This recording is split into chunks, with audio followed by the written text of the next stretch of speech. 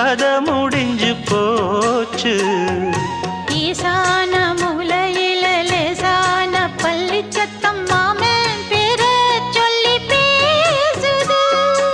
ஆறாத சோகந்தன்ன தீராம சேர்த்து வச்சு ஊரும் சேர்ந்து என்ன ஏசுது.